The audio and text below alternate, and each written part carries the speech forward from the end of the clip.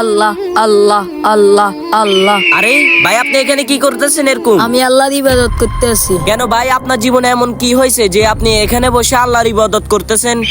ভাই, আমি আমার জীবনে অনেক পাপ করছি, যার কারণে আমি আজ 5 বছর তলিক এই আল্লাহর ইবাদত করতেছি। যেদিন এই শুকনা গাছে পাতা গজাবে, এদিনে বুঝবো আল্লাহ তাআলা আমাকে মাফ করে দিছে।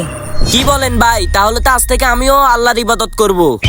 আল্লাহ আল্লাহ আল্লাহ আল্লাহ। আরে ভাই, কে জানি ওইখান থেকে ডাকতেছে। আমি যাইয়ে দেখে আসি, মনে হয় সাহায্যের জন্য ছটফট করতেছে। আমি একটু সাহায্য করে আসি। না, তুই তোর ইবাদত কর। না ভাই, আমি তোমার কথা শুনবো না। আমি ওকে সাহায্য করে আসবো, না হলে তো আজকে আমার ঘুমে হবে না। ভাই আমার খিদে লাগছে ভাই, আমার কিছু খাইতেন দেন ভাই, আমার খিদে আরে লাগছে। ভাই, আমি তো তোর জন্যই আসছি এখানে। নে ধর, তুই ভালো করে কিছু খেয়ে নিস। আরে ভাই দেখেন, আমার কাছে পাতা গজায় গেছে। আরে আমি আজ 5 বছর ধরে ইবাদত করতেছি, ওই আমার কাছে তো পাতা গজাইলো না। তুমি এমন কি কাজ করেছো? আল্লাহ তাআলা যে তোমাকে মাফ করে দিছে।